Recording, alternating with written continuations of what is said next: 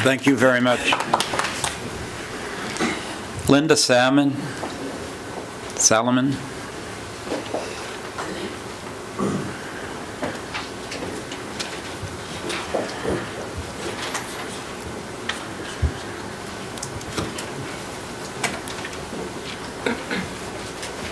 Hello, my name is Linda Salomon. I live in Harwich. I just have a few comments about the proposed minimum performance standards. On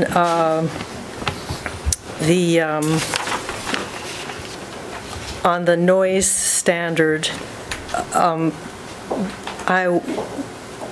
I think I'm not sure, I'm not quite clear on how this works. Is the technical bulletin determine which noise standards are going to be used?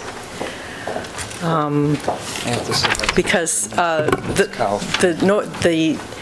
way they measure the noise now does not adequately measure the infrasound noise that the wind turbines make that really affects most people. Also, on the shadow flicker, we think that 10 hours per year is too liberal because it could, what would be more specific, saying something like 15 minutes a day, because you could have like 45 minutes in one day and it will still average out to be 10 hours per year. Also, with the flicker, impacts on roads too could be very dangerous, so I think that should be included in there as well. Thank you. Thank you. And at this point, I would like to ask Sheila Lyons, please.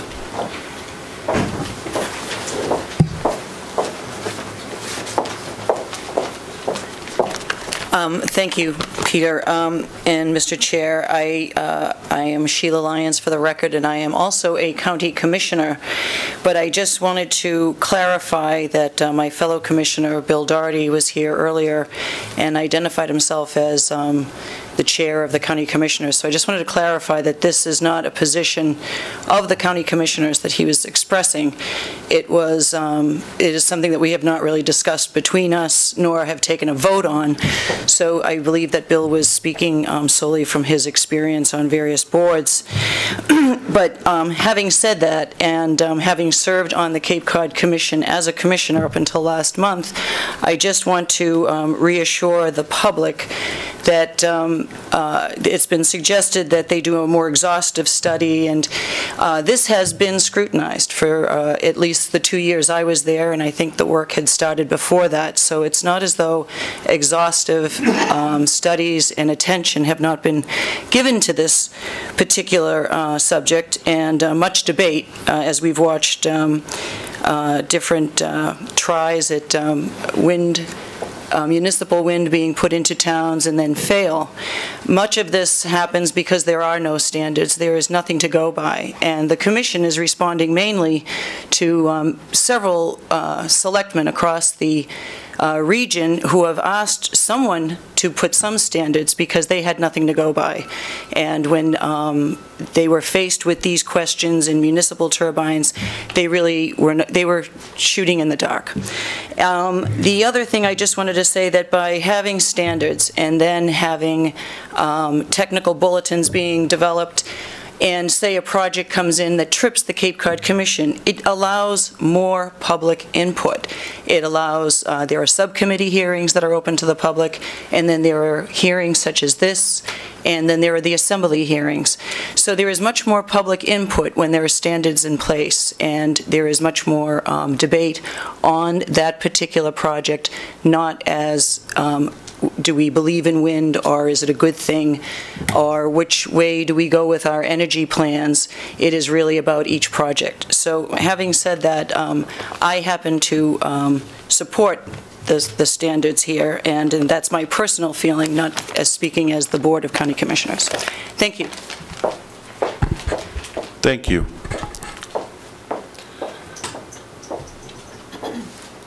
Carl Freeman.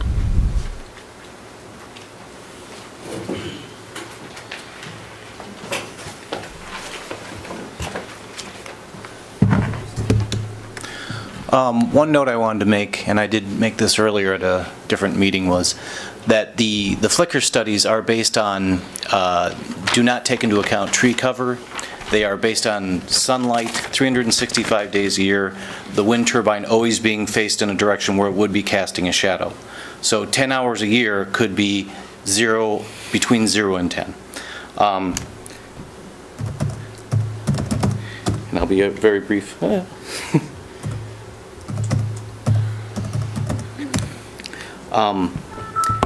The general agreement that we've had at these discussions is that wind turbine technology is changing rapidly. And in defining what harm may occur from wind turbines, installations at a given location, we need to define the health benefits that would be derived from not burning fossil fuels. We've given CO2, but we really haven't gone into, for example, Harvard Medical Research has metrics that define, based on the typical mix of fuels used in the electrical generation area, how many less people would contract asthma, how many less asthma attacks those people would suffer, how many less upper respiratory infections would occur, how much less severe they would be, how many premature deaths would occur or wouldn't occur. In the equation of benefits versus risks, these important benefits must be weighed in the equation. I have heard no discussion on it so far. And two, so much of the discussions about what can happen, what might happen, and you're just blitzed with a sheer amount of information. And of course, engineered reports do have priority in your decisions, I hope. But we've overlooked a resource of actual turbines that have been installed. By looking at what has been done in other locations based on actual turbine models and the year of them, because as we said, the technology is increasing rapidly or changing rapidly, and you observe the year of manufacture and real-life examples of where they are installed, what kind of tree cover is between, the distances there. With these metrics, you can have a far better assessment of what the impact would be than, again, I'm not trying to say not have these guidelines. I'm just saying that real-life examples, such as we use, Falmouth is a real-life example. Hull, too, is a real-life example. I also wanted to make one more statement since 2008, there have been 196 wind farms installed in America. Only 4% have reported serious sound issues. Looking at that 4% is the best research we can do as to what machines or distances to avoid. And I think that's a consideration this panel should look at above predictions and engineering and guesses. Also, it is known that within 1,800 feet of the Hull 2 turbine, that there are more than 300 homes with no sound issues, no issues at all reported. In Portsmouth, Rhode Island, there's also 300 homes within 1,800 feet of that 1.5 megawatt turbine. No reported issues. There's also a school 400 feet from that turbine. No reported issues. I think these real-life examples should be given credence above almost anything else. Thank you. Thank you.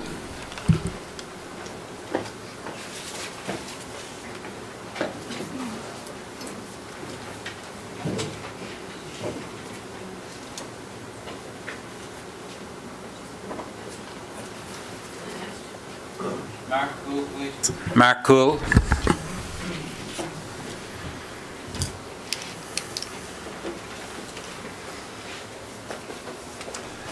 I'm a Mark Cool, resident of Falmouth, 1,629 feet from the Wind 1, and this will be short.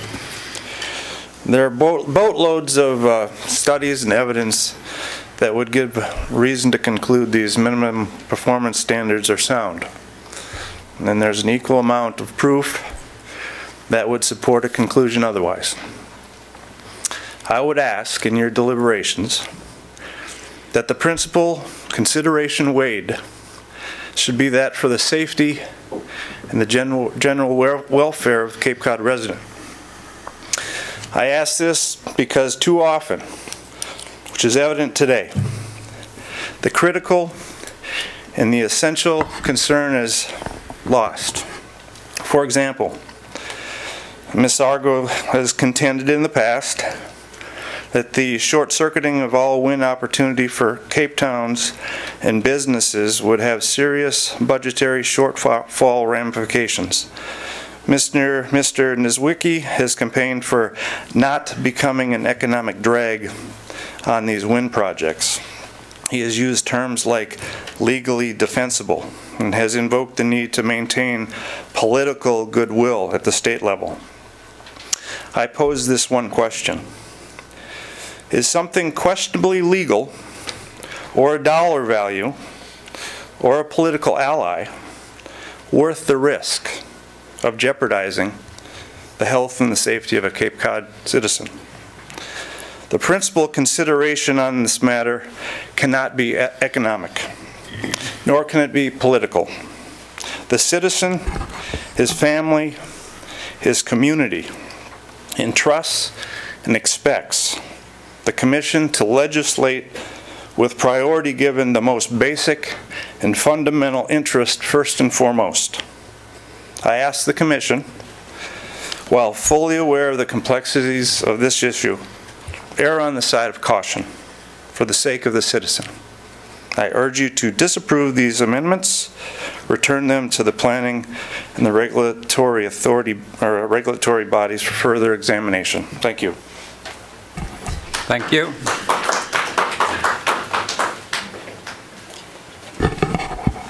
Anus Cool.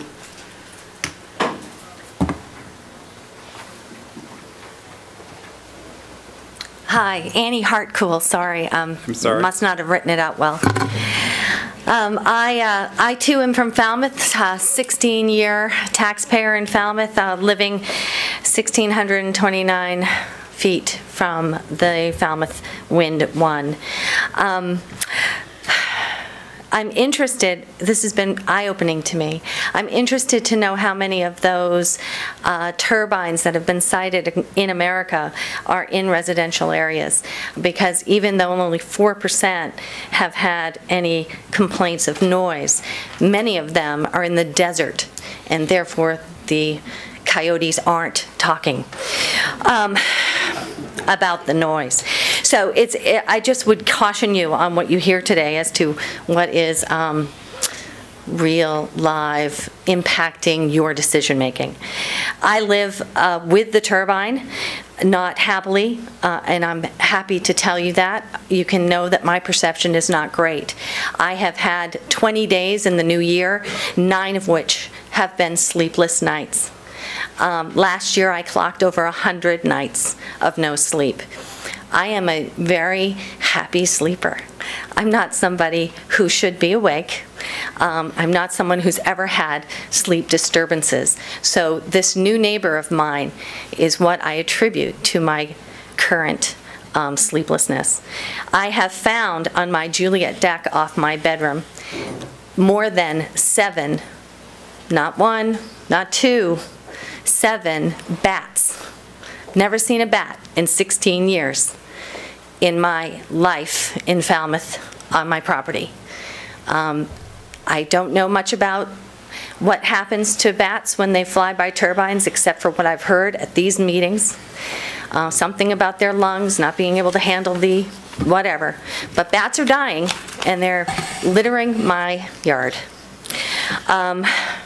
Recently, a study in the last 2 weeks has come out from the state of Wisconsin. I'm a sales agent with Century 21, 13 years, multi-million-dollar producer here on Cape Cod. And Wisconsin Association of Realtors recently published a real estate review of residential properties in Wisconsin. Came out in the last 2-3 weeks, and I'm happy to forward it. I'll put my business cards over on that table. Anybody wants to email me. I have the PowerPoint presentation from them. Disappointing to me to know that in 16 years of living in my beautiful home on 2 acres of land on Fire Tower Road, that the investment my husband and I have put in that property, according to this Wisconsin Association of Realtors report, has depreciated 41%. I suspect beyond the wind turbine, there will be more sleepless nights because I have invested most of my retirement in my home. Recently, told by, I'm not an emotional person. Excuse me, second. Recently, and I'm wind friendly, can I also say that? I was all for it, like Neil Anderson. I'm also an artist, so kind of like the sculpture of it. I mean, but recently I was told by some wind friendly folks that I should get over it on collateral damage. Please, go back to the drawing board. I don't deserve it. Many of your neighbors on Cape Cod don't deserve it. Protect other towns, please. Thank you very much.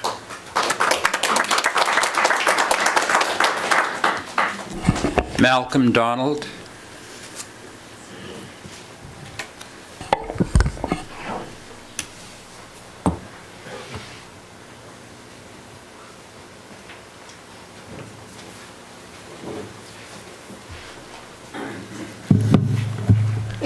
I'm Malcolm Donald from Falmouth. Regarding the clear area, the standard E1.7, I would like to concur with Attorney Christopher Senni's recommendation sent to you in his January 19th, 2011 letter. However, I would go a step further and insert evacuation area after the setback. I would suggest adding to the clause something to the effect, all manufacturer safety documentation must be submitted for review by the Cape Cod Commission. I would like to reference Vestas, the manufacturer of the Falmouth Wastewater Treatment Facility, industrial wind turbines, Wind 1 and Wind 2.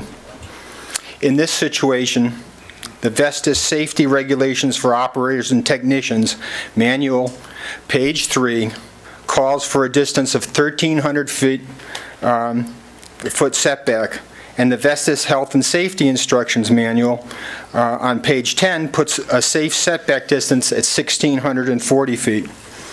Should this have been known by the citizens of Falmouth, some who live as close as 1,180 feet, a mistake in the siting of Wind 2 may have been avoided.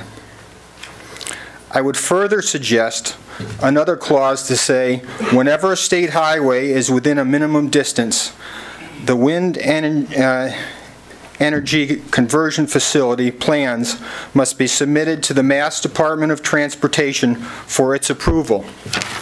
Again, I refer to Falmouth, where Route 28 runs within 615 feet of Wind 2.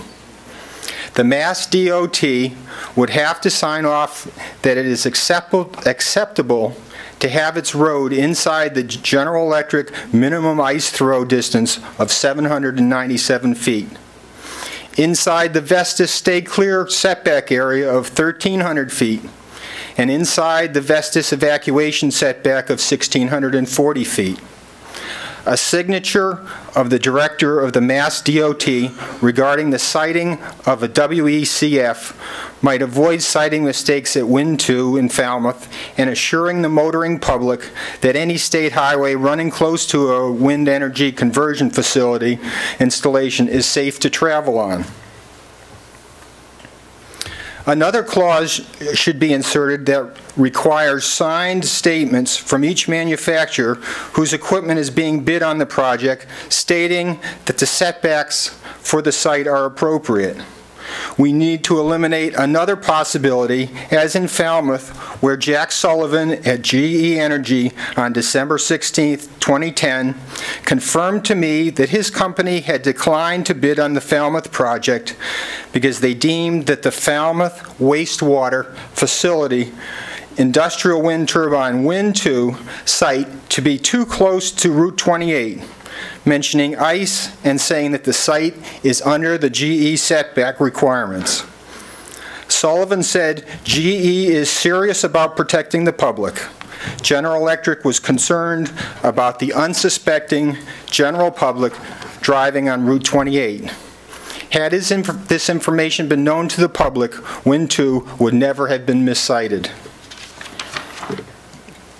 Regarding shadow flicker, what right does an operator of a wind turbine have to take any of the citizens' sunshine without compensation when mitigation in the form of ceasing operations during offending hours is so easily possible to avoid shadow flicker entirely.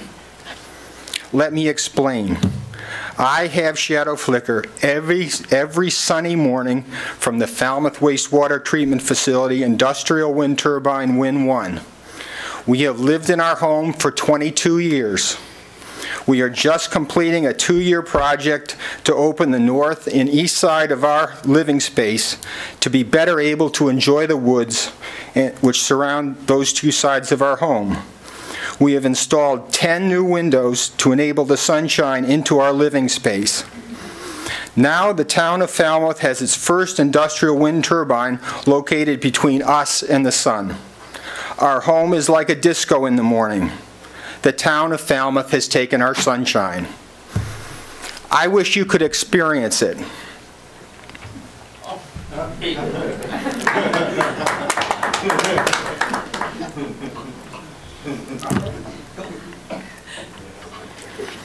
I would like to extend each of you an invitation, each of you on the Cape Cod Commission, to come to my house on a sunny morning and experience and see what it's like to be exposed to this flashing sunlight. This morning, my electrician came in to do some additional work. He walked in the door and, referring to the shadow flicker, said, "What the hell is that? That's not right. You should film it." He told me as he drove into the neighborhood and saw the flashing light on the neighborhood homes, he said, "Holy shit." After some time, his helper said, "It's so annoying. It's messing with me." This shadow flicker is entirely unnecessary. Should the town of Falmouth be so inclined, it could easily eliminate it by simply shutting down the Falmouth Wastewater Treatment Facility Industrial Wind Turbine Win 1 during the hours when our home and those homes throughout our neighborhood are exposed to this irritating behavior. According to my attorney, shadow flicker, this taking of our sunshine consists of a taking of property without compensation. In the case of a municipality as is Falmouth, the Constitution of the United States indicates that such a taking as is the shadow flicker from the Falmouth Wastewater Treatment Facility turbine is illegal. According to the Fifth Amendment of the United States Constitution, and I quote, "Nor shall private property be taken for public use without just compensation." In short, there is absolutely no reason whatsoever for receptors to be exposed to shadow flicker. Not less than 10 hours per year, no hours per year, zero, nado. I suggest the following changes to the language in the section on shadow flicker. Delete this phrase "for 10 or more hours per year." Substitute eliminate for mitigate. Delete to less than 10 hours per year. The revised language should read, "All applicants for a wind energy conversion facility shall conduct a study of shadow flicker on receptors which will be affected by the proposed wind energy conversion facility. All DRIs with shadow flicker effects affecting receptors shall require the applicant to submit a mitigation plan which specifies operational controls, landscaping, or other means that eliminate shadow flicker events for review and consideration by the Commission." Lastly, I would like to propose an entirely new standard. This would be MPS E1.12, Property Value Guarantee. It should read, "All applicants for a wind energy conversion facility shall enter into a property value guarantee agreement with each property owner within 3/4 of a mile of the base of any WECF in order to indemnify all property owners for loss in their property valuation due to installation and operation of the WECF." I will provide you with a copy of the property value guarantee agreement that was executed in Waterman, Illinois, as an example of what is required. When I go to sell my house and the potential buyer says to me, I see two enormous wind turbines over there, what do I say? Do I tell him how they are generating so much money for the town of Falmouth? Do I tell him how Falmouth is saving the world from global warming? Do I tell him how he will feel proud when he is the owner of my house to be part of this noble effort? Is this what he wants to know? How interested in this information is he going to be?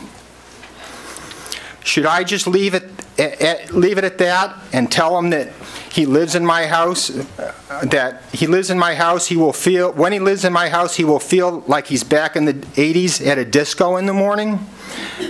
Should I suggest that he play Dancing Queen in the mornings so it makes the shadow flicker more tolerable?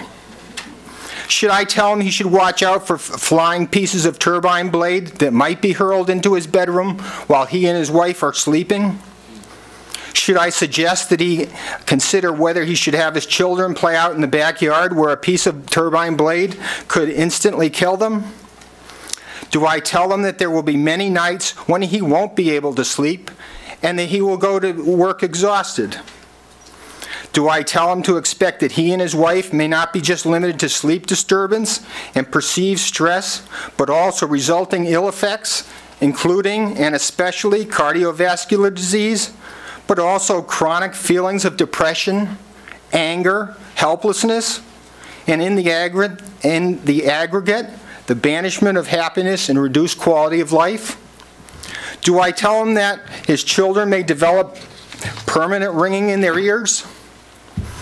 If I just tell him the warm and fuzzy things that the town of Falmouth is telling its citizens, then can I get sued after he buys my house and finds out the entire truth about Falmouth's giant industrial wind turbines in his backyard? Even if it is legal, is it morally right? What happens to our property values when it becomes known that homes in Craggy Ridge, my development, are subject to shadow flicker, flying pieces of ice and turbine blade, noise that causes sleepless nights, noise that cause permanent health effects because the Falmouth wastewater treatment facility, industrial wind turbines, Wind 1 and Wind 2, are there? Should homeowners be expected to absorb that loss so the town of Falmouth can generate all kinds of money? Do we just deal with it? Suck it up? Get over it? It was suggested by editorials and letters to the editor. Should we stop our whining, as some members of our community characterize it? Not whine when we are told our retirement investment is not worth anything as much as it should be because of the industrial wind turbines that are too close to our house? What right does the town of Falmouth have to take our property value so it can profit from it? The answer is no right. Again, the Fifth Amendment of the United States Constitution. Nor shall property be taken for public good without compensation. There needs to be a mechanism to protect residents from these industrial monsters. That mechanism is the property value clause I put before you and propose as an additional standard. I hope you give it I hope you give it and my other suggestions serious consideration. Thank you very much. Thank you. We will.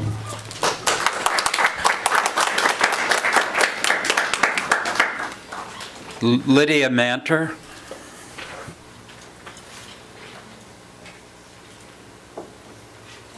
I'll pass this on.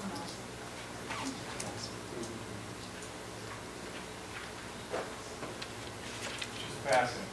Thank you.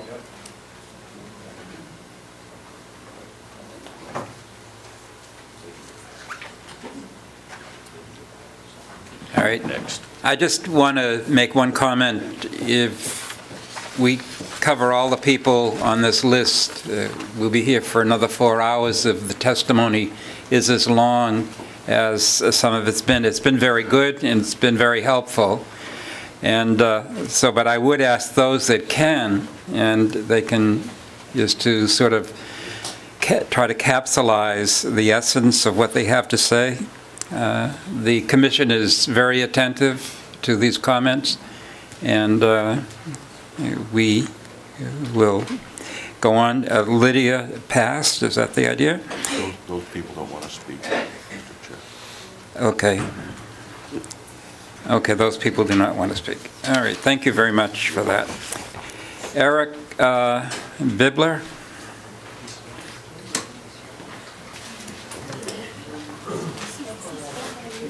I can't hear you.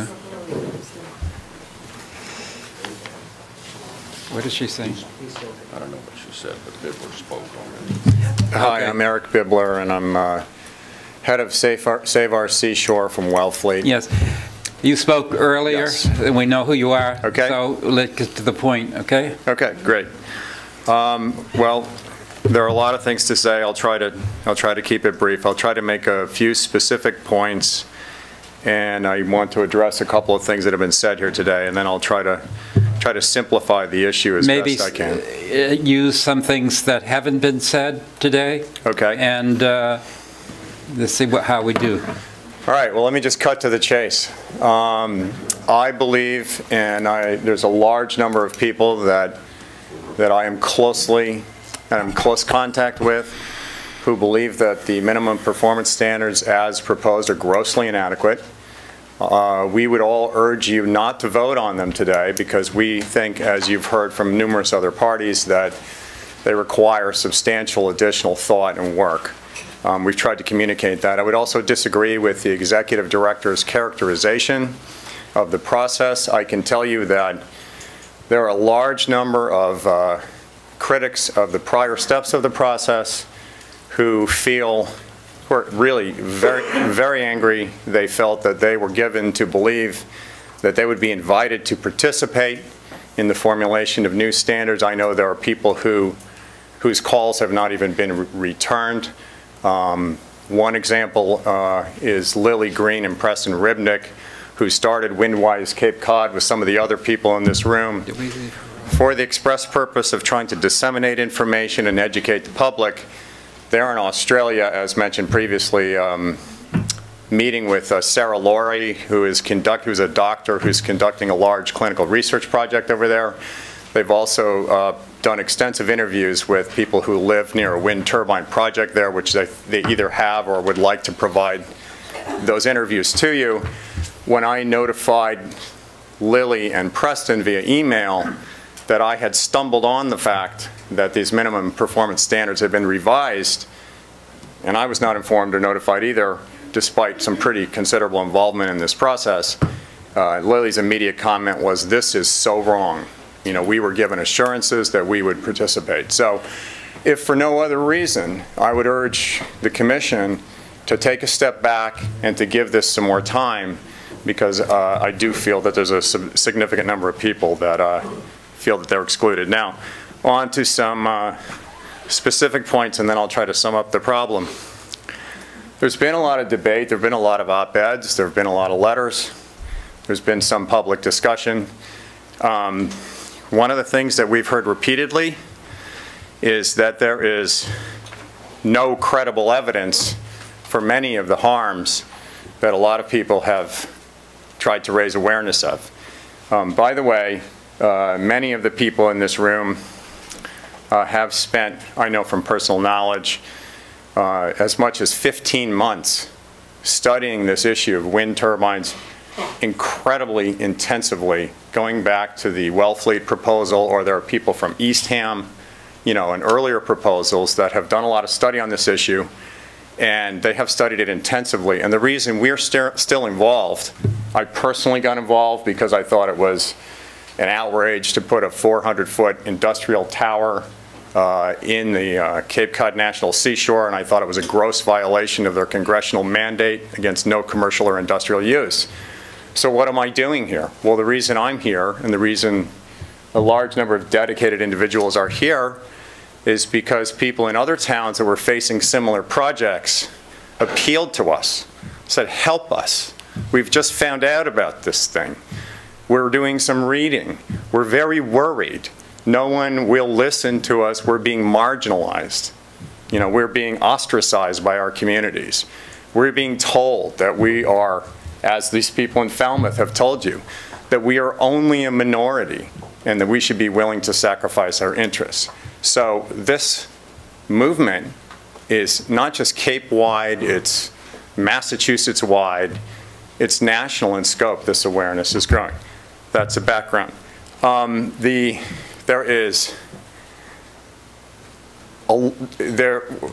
most difficult things for us to hear is that there's no credible evidence of, or no scientific evidence, or no peer-reviewed evidence of harm from infrasound or harm from wind turbine noise. That is absolutely false. I know that Lily Green provided you with a copy of a CD that had hundreds and hundreds of pages of documents of research on adverse health impacts from wind turbines. It was a copy of the same information that she provided to the Massachusetts Department of Health. So that is completely false, that there's no evidence. Another thing has been said, there's no credible evidence of adverse impacts to property values. That is completely false. I personally have provided this commission with 2 property impact studies of 2 areas where wind energy has been installed. I have a letter queued up, you know, in my file to refer you to a half a dozen other studies by professional appraisers of property values in the vicinity of wind turbine projects. So that also is false. I'm not going to go down the whole list, but it is especially irritating to have our patriotism questioned and for people to suggest that wind turbines will help us bring the troops home. That's categorically false. We've heard that in a recent op-ed by one of the speakers here. We heard it from someone who specifically referred to it. Many of these people know, both of the people that I'm referring to, I know have been informed that less than 1% of all of the electrical energy in the United States comes from burning oil. We can't bring the troops home when 99% of all of our, or maybe even 100, of all of our fuel that we use to produce electric energy in this country is sourced from either the United States or Canada. So let's just get off it and stop raising these emotional arguments that are categorically false. One other issue that was raised that I think it is important to note, I'll put it in a different context, the idea about the clear area. Now, I don't dispute that we can point to wind turbine projects all over Massachusetts that are in violation of the manufacturer's prescribed safety standards for a clear area beneath their wind turbine. Falmouth, Bourne, Brewster, all of those projects and/or proposals violate the manufacturer's safety specifications that he provides in the safety manual to each of those projects. The problem is that the safety, as you have noted, the executive director has noted, this is an unregulated industry. So you can't point to projects that routinely violate safety standards and propose that as a justification in an unregulated industry for copying them.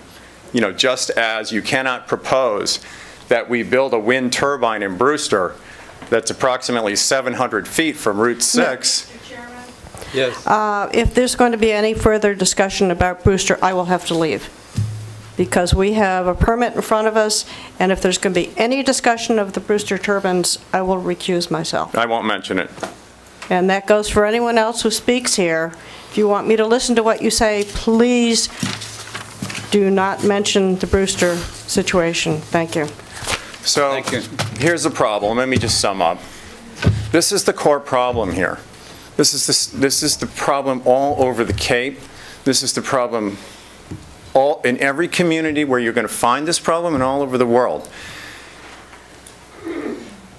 On Cape Cod, there are a number of legitimate uses for land, pre-existing legitimate uses for land.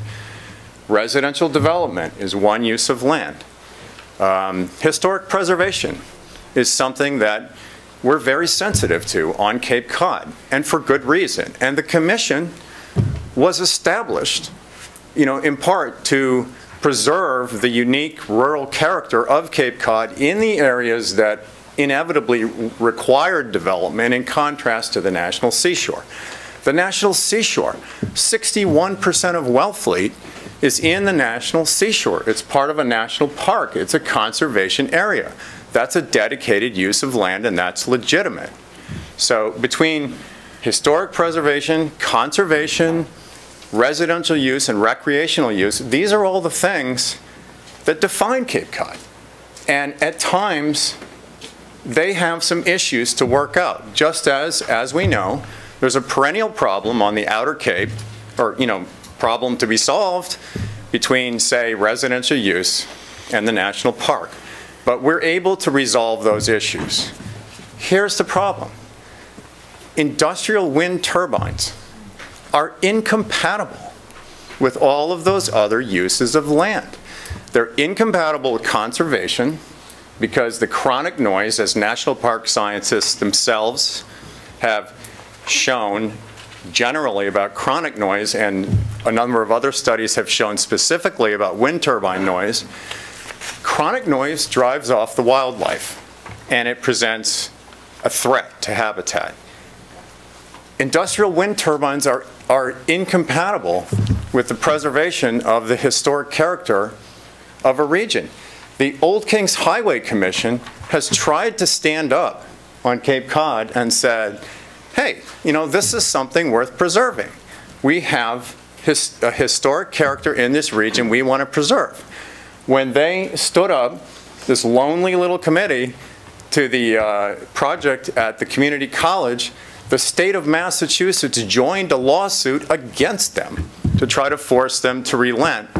And guess what? The Old Kings Highway Commission won the lawsuit, and the judge right here in Barnstable said that this requirement that the plaintiff said they had to consider about considering the benefits of clean energy, the judge ruled that argument was without merit. Historic preservation is a legitimate concern, and it has every right to preserve its own interests. Same thing with residential development. So where does that bring us? You're starting out in the same place that you've always been, in the same place that the superintendent of the national park began, with the presumption that it's not a question of if we should have wind energy on Cape Cod, it's where to put the windmills. And so when you start with this presumption that wind energy is something that we should have, in fact, Mr. Niedzwiecki and numerous other speakers, including Mr. Elric, who is a perennial recipient of consultant fees from the Mass Clean Energy Center, and Ms. Argo, who's a paid consultant for an energy developer. But I think we're going beyond. Yeah, excuse me, just a minute, please. Just a minute. I think we're going well. all right, I think it's time to let somebody else have it. I'll just sum up then. No, I think But you've said enough. Thank you. Thank you for your time. We appreciate. John Lippman.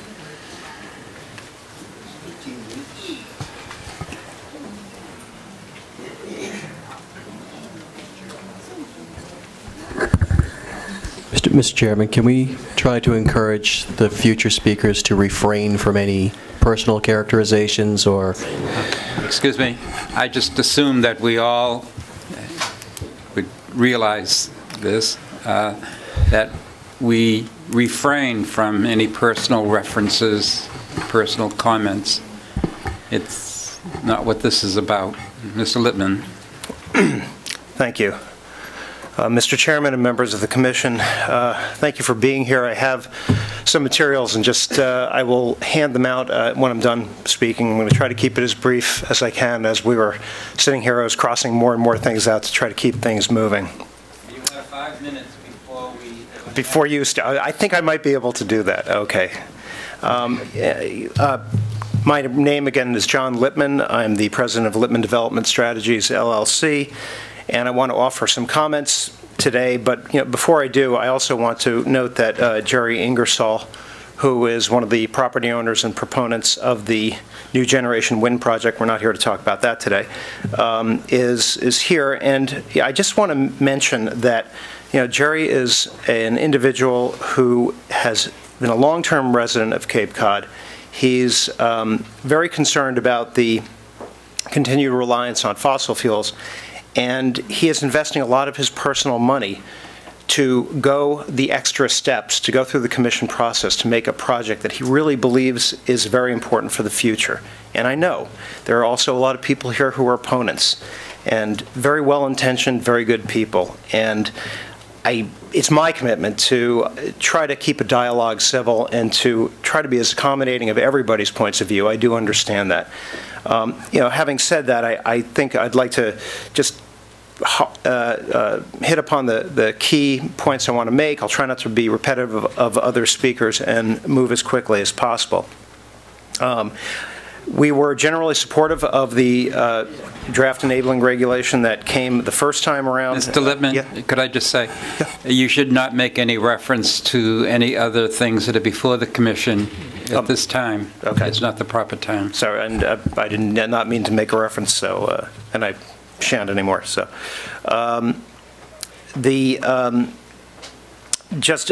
very generally, what the first bylaw, the first draft regulation to come before the commission is something that I generally agreed with. This one I'm much more concerned about. It is, I believe, critical that any enabling regulation strikes the right balance between, on the one hand, furthering a shared state or regional or local goal, and on the other hand, understanding the bona fide risks associated with that development. In this respect, the proposed draft is ambiguous. It is unclear in terms of the regulations that it will entail, and I would like to take a few moments to suggest how that might be improved. First is that from the meeting of January 3rd, 2011, the Joint Planning Regulatory Committee suggested a clear area standard of 1.5 times the turbine height, and said that that was recommended by the state. In fact, that is actually not the case. The reference appears to be the state's model wind energy bylaw, which proposes a property line setback of 1.5 times the turbine height, not the fall zone clearance area. So that model bylaw actually proposes a fall zone clearance area with a radius exactly equal to the turbine height. And within that cleared area, I believe the town of Bourne's bylaw provides the best current model, namely that the fall zone needs to be clear of critical infrastructure and public ways, and that the fall zone clearance requirements can be waived upon a determination that site-specific considerations ensure adequate protection of public safety in public ways. Moving on to the issue of noise. 1 minute. Yeah. Oh, that quickly. Okay. Let me try to summarize as quickly as I can. In terms of the noise standards, we are concerned about who the commission is approving as consultants, who would review the study. In terms of the 3,000-foot setback, we find that that is virtually prohibitive in developing a wind project in this region, a distance far, far beyond any significant acoustic impact. So we would like to see that very much changed. In short, that the setback should certainly be no greater than the required fall zone and the associated buffer. In terms of shadow flicker, we did hear a speaker before, a previous speaker, who I won't name, but who talked about impacts to him. There are, in fact, technologies that, such as photosensitive receptors and computer-controlled turbine capability that can very much adjust for that impact for the time of year when the shadow is cast across a particular area. I'll skip the part on decommissioning because it's in my comments here. in terms of changes to the HPCC 2.3, changing the word from scenic to visually sensitive obviously broadens up what I think is already a very, very rigorous regulation, and additional regulation, in my mind, is simply not needed. Again, I'm sure it's difficult to hear many of these substantial changes. We have them all in a document which I'm going to distribute to you, but I would guess I would ask you the following. If you promulgate all these measures, how many wind turbines can be built on Cape Cod? And that's an important question, one that I'm not sure, so I'd be willing to take any feedback that has been done. Is it even possible with the regulations as they would be applied strictly to build them? So I would suggest we draft the document before it goes to the Assembly, and I will close. And let me go ahead and hand this out to you. Thank you very much. Thank you very much, Mr. Whitman. There will be now a 3 to 4 minute recess.